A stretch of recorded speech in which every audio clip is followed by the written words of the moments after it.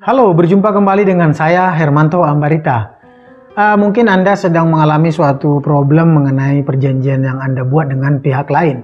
Mungkin itu bisa jadi mengenai perjanjian utang piutang atau perjanjian lainnya. Dan Anda mungkin bingung dan bertanya-tanya, apakah orang yang ingkar janji atau prestasi ataupun tidak membayar utangnya berdasarkan perjanjian boleh dilaporkan ke polisi, atau apa solusi hukumnya? Saya ingin jelaskan kepada Anda secara terperinci dan Anda kiranya tetap bersabar untuk mendengarkan sampai habis video ini. Saya akan mulai dari perjanjian terlebih dahulu ya, karena saya asumsikan bahwa masalah Anda bermula dari adanya perjanjian antara Anda dengan pihak lain, sehingga timbul suatu masalah yang membuat Anda merasa dirugikan dan merasa ditipu. Mari kita bahas.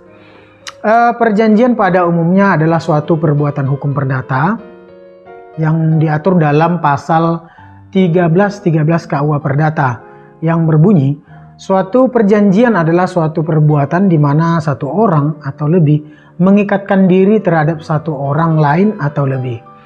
Sementara untuk perjanjian yang spesifik mengenai utang piutang bisa Anda lihat di dalam pasal 1754 KUH Perdata yang bunyinya sebagai berikut.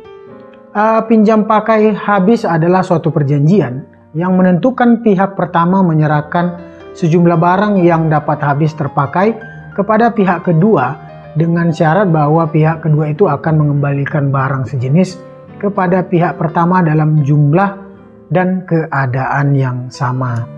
Jadi jika Anda telah membuat suatu perjanjian dengan orang lain, baik itu yang Anda buat secara tertulis maupun secara lisan, tentang hal apapun itu, misalnya tentang utang piutang, perjanjian sewa menyewa, perjanjian jual beli, perjanjian perkawinan, perjanjian kerja, dan lain sebagainya lah. Maka Anda perlu perhatikan terlebih dahulu, apakah perjanjian yang Anda buat itu sudah merupakan perjanjian yang sah secara hukum.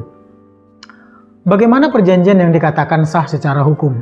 Perhatikan ya, dalam pasal 1320 KUH Perdata ada 4 syarat yang harus ada dalam suatu perjanjian agar suatu perjanjian itu dapat dikatakan sah secara hukum.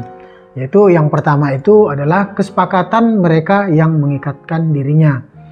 Yang kedua, kecakapan untuk membuat suatu perikatan. Yang ketiga, suatu pokok persoalan tertentu.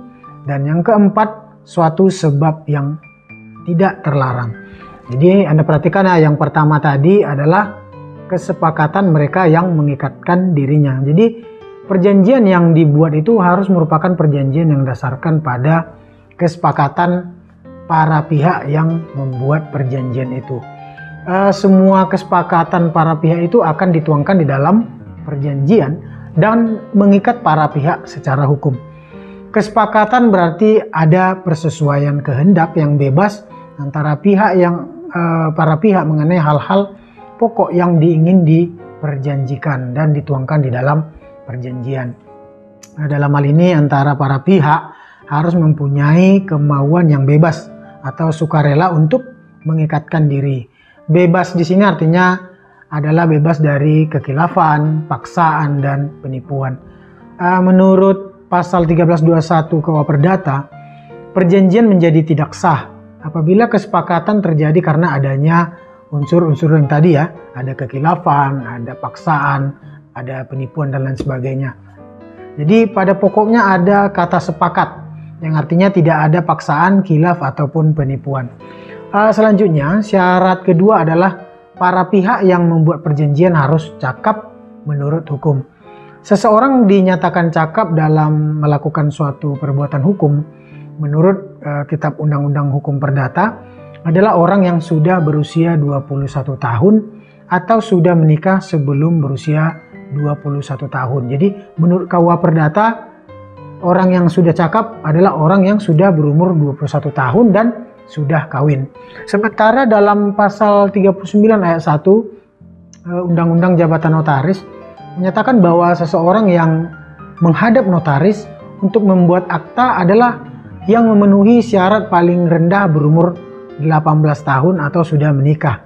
Ketentuan yang sama juga bisa Anda lihat dan diatur dalam SEMA nomor 7 tahun 2012 ya, yang menentukan bahwa dewasa adalah cakap bertindak di dalam hukum, yaitu orang yang telah mencapai umur 18 tahun atau telah kawin. Jadi para pihak yang membuat perjanjian itu harus cakap bertindak di dalam hukum, yaitu telah mencapai umur 18 tahun atau telah kawin. Selanjutnya syarat yang ketiga yang perlu Anda perhatikan adalah yang tadi, yang diperjanjikan itu adalah mengenai suatu hal tertentu ya. Hal tertentu artinya hak dan kewajiban kedua belah pihak dituangkan dalam perjanjian. Ada subjek perjanjian dan juga ada objek perjanjian. Yang berikutnya adalah syarat yang keempat. Syarat keempat ini adalah perjanjian itu dibuat mengenai sebab yang halal.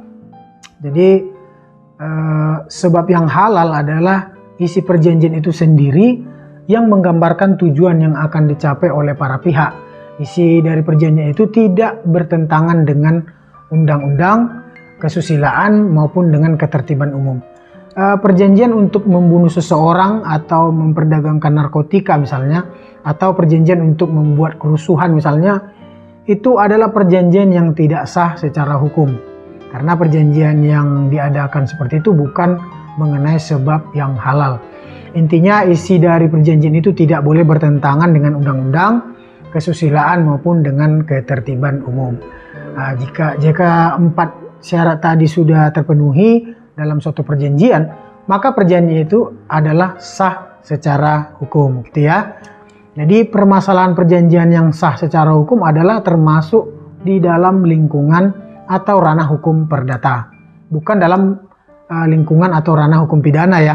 Jadi jika dalam suatu perjanjian yang dibuat secara sah menurut hukum, salah satu pihak melakukan non-prestasi atau ingkar janji, maka orang tersebut dapat dituntut secara hukum untuk memenuhi isi perjanjiannya atau membayar biaya ganti kerugian dan bunga secara perdata.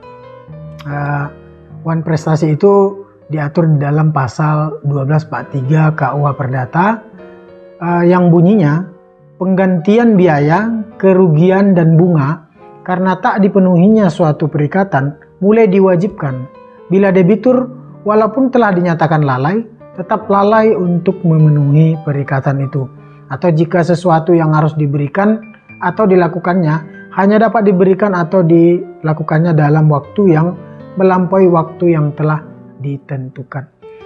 Anda tidak hanya dapat menuntut ganti kerugian semata, melainkan Anda juga dapat meminta kepada hakim agar menghukum orang yang ingkar janji tersebut berupa pemenuhan persetujuan atau pembatalan persetujuan dengan penggantian biaya, kerugian dan bunga. Itu bisa Anda lihat dalam pasal 1267 KUH Perdata ya. Maksudnya Anda bisa meminta kepada hakim agar menghukum orang itu untuk melaksanakan perjanjian yang sudah disepakati, atau bisa juga meminta kepada hakim untuk menyatakan perjanjian itu batal. Bolehkah membuat laporan polisi terhadap pihak yang ingkar janji atau wan prestasi? Ini pertanyaan yang unik ya, dan tentunya menjadi pertanyaan yang sering ditanyakan. Kenapa? Karena secara logis orang yang dirugikan atau perbuatan ingkar janji atau wan prestasi itu tentunya orang itu akan merasa ditipu atau dibohongi. Memang fakta yang sering terjadi seperti misalnya perjanjian utang piutang yang tidak dapat diselesaikan secara musyawarah justru dilaporkan ke pihak kepolisian dengan dasar pasal 372 KUHP tentang penggelapan dan juga bisa dilaporkan dengan pasal 378 KUHP tentang penipuan. Padahal substansi dari tindak pidana penggelapan ataupun penipuan tadi sangat berbeda dari suatu perjanjian yang merupakan perbuatan hukum perdata. Pada dasarnya tidak ada ketentuan yang melarang apabila seseorang melaporkan orang lain kepada pihak kepolisian karena tidak mampu membayar utang atau melaksanakan perjanjiannya. Karena hal tersebut merupakan hak setiap orang untuk membuat laporan atau pengaduan ke polisi. Meskipun sebenarnya belum tentu perkara tersebut dapat diproses sampai ke pengadilan. Akan tetapi Undang-Undang Nomor 39 Tahun 1999 tentang hak asasi manusia pada pasal 19 ayat 2 diatur secara tegas bahwa tiada seorang pun atas putusan pengadilan boleh dipidana atau kurungan berdasarkan atas alasan ketidakmampuan memenuhi suatu kewajiban dalam perjanjian utang piutang. Jadi jelas ya bahwa seseorang tidak dapat dipidana karena sengketa utang piutang atau karena perjanjian utang piutang, walaupun ada laporan yang masuk ke pihak kepolisian. Selanjutnya, bagaimana dengan perjanjian lainnya? Perjanjian apapun itu, jika merupakan perjanjian yang dibuat secara sah menurut hukum, maka perjanjian yang dibuat itu masuk dalam hukum privat atau ranah hukum perdata, sehingga yang dapat dilakukan adalah menggugatnya ke pengadilan secara perdata seperti yang sudah dijelaskan sebelumnya. Namun demikian, dalam keadaan tertentu, pihak dalam perjanjian yang dibuat secara sah itu pun bisa dituntut atau dilapor ke polisi untuk proses secara pidana dengan syarat bahwa perbuatan pihak dalam perjanjian itu telah memenuhi unsur-unsur tindak pidana. Jadi perkara perdata sekalipun seperti misalnya wan prestasi atau utang piutang segala macam itu bisa dilaporkan pidana apabila memenuhi unsur-unsur seperti penipuan, kemudian penggelapan dan segala macam. Jadi perjanjian dibuat dengan memakai data atau identitas palsu, nama, alamat, dan lain sebagainya yang dipalsukan, dengan martabat palsu, dengan tipu muslihat atau rangkaian kebohongan, itu bisa dilaporkan ke polisi ya. Selain itu bisa terjadi dalam hal pembayaran utang menggunakan cek kosong atau tidak ada dananya sama sekali. Itu juga bisa dilaporkan. Pasca dicabutnya Undang-Undang Nomor 17 Tahun 1964 tentang larangan penarikan cek kosong melalui peraturan pemerintah pengganti Undang-Undang Nomor 17 Tahun 1964 tentang larangan penarikan cek kosong yang menimbulkan keengganan orang dalam menarik cek, maka pembayaran dengan cek kosong langsung direferensikan ke dalam pasal 378 KUHP tentang penipuan dan telah menjadi jurisprudensi Mahkamah Agung nomor 1036 K/Pid/1989 yang berbunyi bahwa sejak semula terdakwa telah sadar mengetahui bahwa cek-cek yang diberikan pada saksi korban adalah tidak didukung oleh dana atau dikenal sebagai cek kosong, sehingga dengan demikian tuduhan penipuan harus dianggap terbukti. Jadi sebenarnya banyak sekali keadaan-keadaan yang bisa dikategorikan sebagai tindak pidana penipuan dalam suatu perjanjian.